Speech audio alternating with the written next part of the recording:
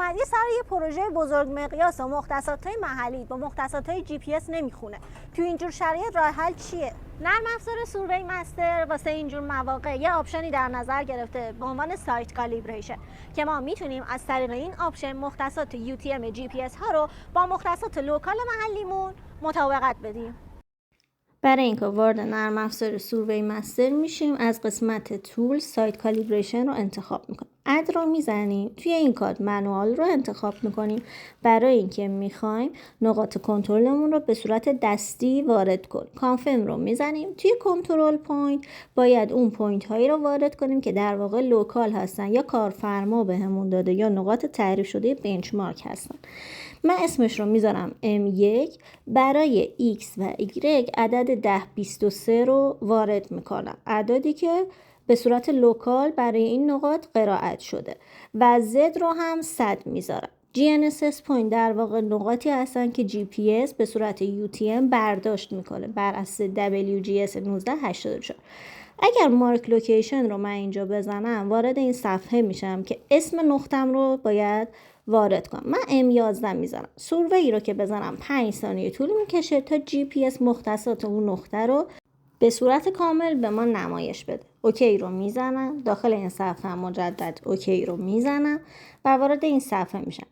M1 و M11 مختصات لوکال و کالیبره یک نقطه. اد رو که بزنیم میتونیم نقطه بعدیمون رو وارد بکنیم. بهتره 3 تا نقطه اینجا وارد بشه.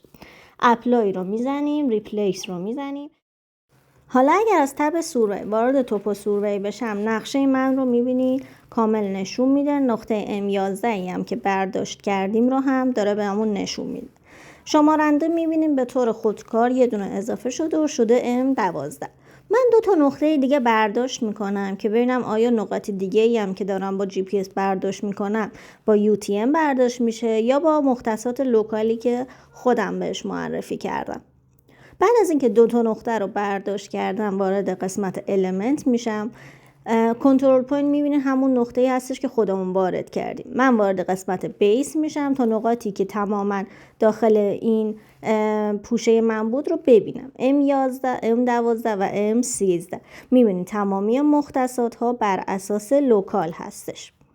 حالا برای بازگشت به حالت اولیه هم از تب پروژه گزینه دیتا مقدار HRMS رو که اوپن زده رو آفش میکنیم و بعد از اون مقدار VRMS هم مجدد آفش میکنیم.